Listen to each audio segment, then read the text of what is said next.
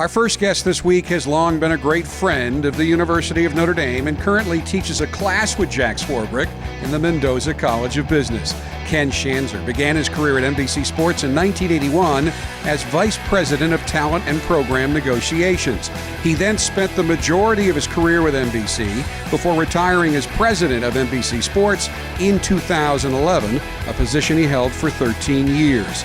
Ken Schanzer is the man responsible for NBC's landmark agreement for the exclusive network television rights for Notre Dame football home games, a now 25-plus year agreement that has provided more than $100 million in scholarship aid to Notre Dame students. He also played a key role in negotiating NBC's deal with the NFL for the network to become the home of the premier primetime football television package, Sunday Night Football. We're delighted to welcome Ken to this week's Jack Swarbrick Show. It's a good thing our distribution isn't likely to reach Eversole, since you just got 100% of the credit there. Eversole's very generous about this. I actually talked to Dick yesterday, and we talked about this. He's very, very generous. So we'll get to the story of this deal and your perspectives on its legacy in a minute, but I got to start by asking, how's the golf game? Golf game is really good. People often ask me, whether I'm still working, and I now am in the third of 3 careers, each of which matched a passion of mine as a kid. In my first career, I was in politics, and in my second career, I was in sports television, and in my third career, I do nothing. The principal activity of which in the summer is golfing, and in the winter is skiing. I listened to the first segment and was impressed by both the student athletes' description of how pressure affected them. I played in a golf tournament this week and felt the pressure manifestly all week long. But there's no pressure like appearing in front of our class. I don't know about you, but I'm petrified every week. You are one talented professor, adjunct professor. Is that correct? And you might tell the audience what adjunct stands for. Yeah, adjunct is an extraordinary word. It's the only word, the etymology of which is universal. It's the same etymology in Sanskrit, Esperanto, English, and French. Adjunct means free. So it means that in everything, apparently. And let us just know we both get paid the same amount for, and each of us gets paid apparently what we're worth. Yeah, absolutely, and that we'll do that tomorrow. So, anybody wants to drop in, 159 Mendoza, 3 o'clock from our mammoth audience. Can we fit all those people? Yeah, we could. Good. Sadly, good. Sadly. Okay. So we are celebrating this weekend a really special partnership. And we picked this weekend because of the legacy of the partnership and, as I said earlier, frankly, helping young people achieve their dream at being at Notre Dame.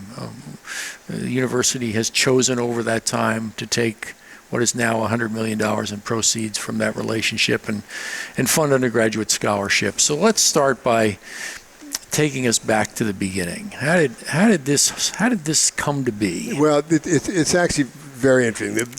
I don't talk about the beginning a lot, but the irony was that when I came to NBC in 1981, among those people who either loved Notre Dame or hated Notre Dame, I counted myself in the latter group. I was, and only because I knew a lot of Notre Dame people. They were friends of mine, and they were so obsessive about their allegiance to this university that I fell on the other side. And early in my time at NBC, I got to know Gene Corrigan, who was then the athletic director, and Gene and I became very fast friends very quickly. And he invited me out here several times to see football games or to come out in the summer and see him. And I remember vividly one night, we were out at dinner, and it was about 11:30 at night, and Gene turns to me and he says, "Schanzer, this is a moment. Come with me." And at 11:30 at night, we drove to Notre Dame Stadium, and he took a key out of his pocket, and he opened the gates, and we walked down the tunnel, up the tunnel into the stadium. The stadium was bathed in full moonlight, and I swear to God I heard that song. And for me, that was the epiphanous moment. But in many of those trips on which I came out here, I would kid with people at Notre Dame about the fact that, if you ever wanted to go off on your own, I'm sure we could figure out a way to do it. Because that had been the holy grail among sports executives for years, that Notre Dame was the only place with which you would ever do that. And I'll return to that in a second. Anyway, so in January, I think it was January 16 of 1990, I was scheduled to meet with Dick Rosenthal, who had succeeded Gene Corrigan as athletic director, and with whom I'd become a close friend. And Dick was coming in to talk about basketball, with which we'd had a relationship with Notre Dame for a long time. And Dick, he happened to come in on the day after the College Football Association, the then bargaining group for the major colleges, and the day after the deal had been announced. And in reading that deal, it struck me that there were elements of it that might not be favorable to Notre Dame. Principal among which was the fact that Notre Dame, by my reading of the deal, out of 6 appearances, would have had a maximum of 3 national appearances, which seemed strange, but there were so many obligations on the part of ABC to the College Football Association schools that probably was the case. And I mentioned that to Dick, and Dick then started talking about the deal. Another element of the deal was the fact, ironically, since it was discussed earlier, was that Notre Dame could be forced to play all-night games among the games they were doing. And Notre Dame at that time was very, very concerned about that many night games, about having that many people thrown onto the roads of Indiana late at night. And so it became clear that there were some elements of this deal that weren't terribly satisfying to Notre Dame. We then went on and talked about basketball, and then at the end of the conversation, I returned and I said, Dick, I may be out of line here, but would you ever consider going off on your own, given your objections to some of the elements of this deal? And he said, I'd look at that. So he left, and I went into Ebersol's office, and I said, Dick, I may be crazy, but I think I just heard Notre Dame might be willing to entertain the notion of doing a deal with us. And so Dick did not hesitate, didn't say I need to talk to somebody else. He said, go get this done. He said, get on a plane to South Bend as fast as you can. So I called Dick the next day, and I said, is it worth pursuing this? And he said, yeah. I said, well, why don't I come out there next week? We'll sit down and we'll talk. So we agreed to meet. So that first meeting was on the 16th of January. The next meeting was on the 24th of January. I flew out to South Bend. Now, this was a highly secret meeting. Nobody was going to know about this. So I fly from New York to Chicago. I'm in O'Hare Airport. And into whom do I run? Digger Phelps. I know Digger. Digger looks at me and says, Ken, what are you doing here? I said, oh, well, I just thought I'd come out and see Rosenthal. I'm going to go to the game tomorrow night. And I love Digger, but Digger was the last person on the face of the earth I wanted to see. Anyway, so I came into Notre Dame. I came in and I went to Dick Rosenthal's house. I stayed there in those days. And Dick, myself, and Father Bill Beauchamp sat in Dick's living room.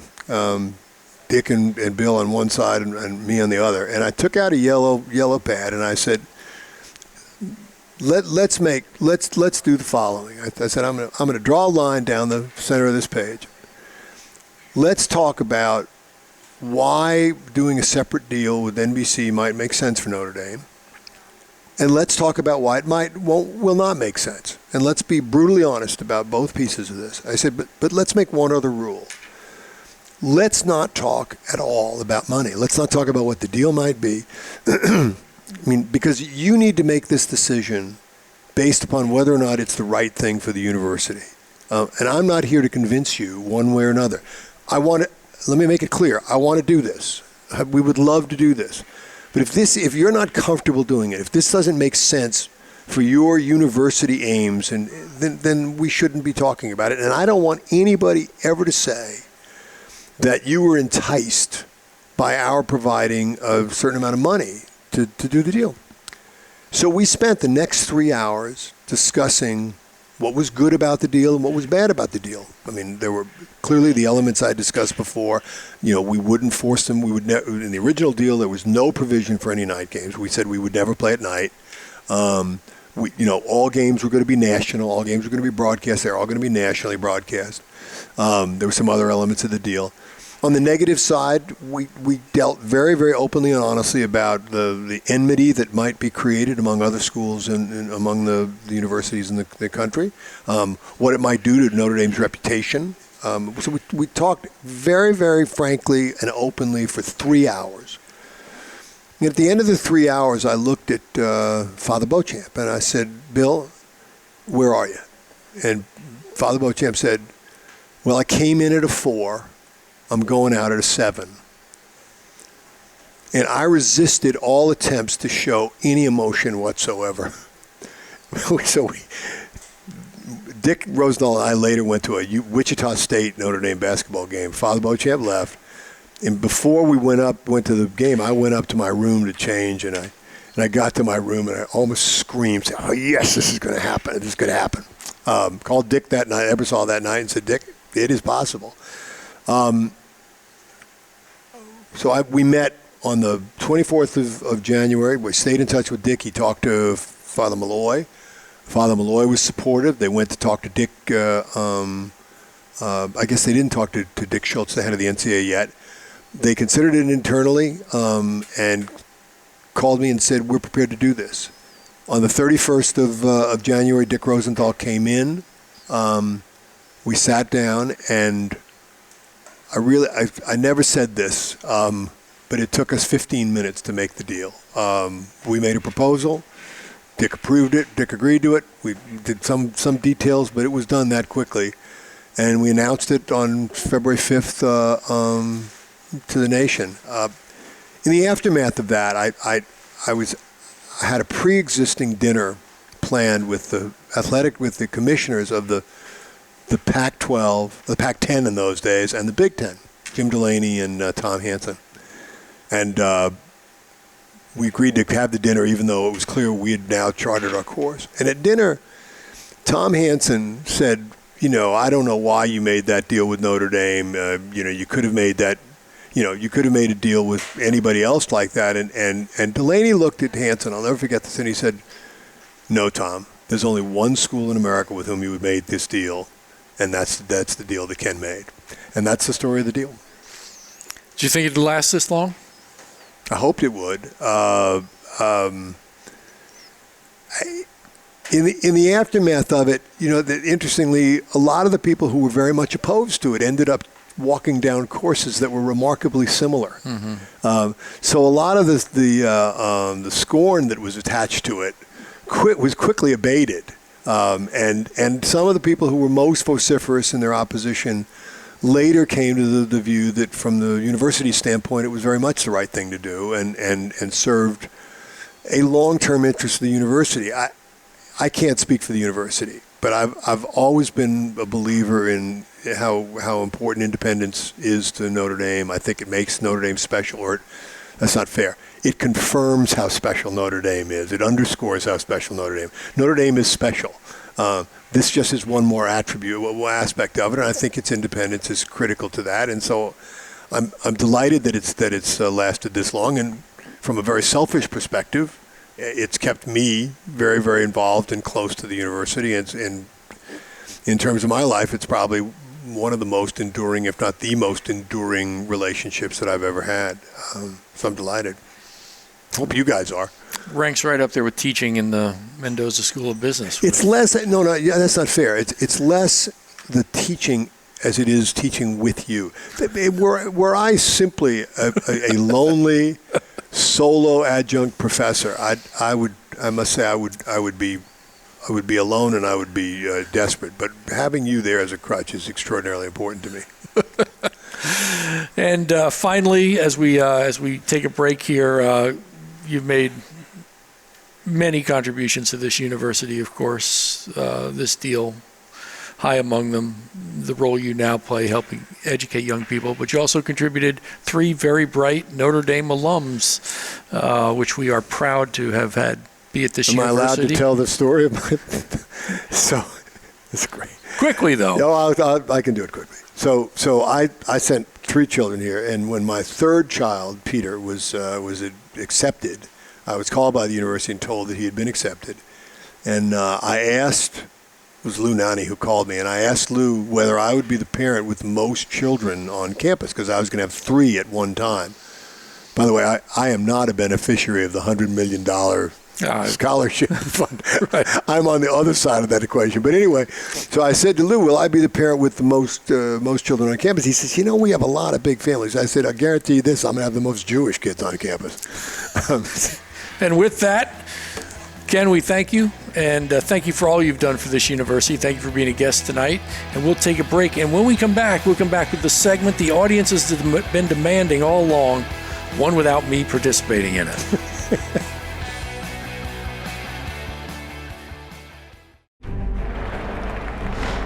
You use the crowd's energy, and it really just pumps me up, pumps my team up. Just to have your emotions heighten, your stomach gets a nervous, excited feeling, gets your adrenaline pumping. All right, let's bring it Irish. Defense wins this game. Work for each other, play for each other. At that moment in time, we all know that we're there for each other. Irish on 3, 1, 2, 3. Irish!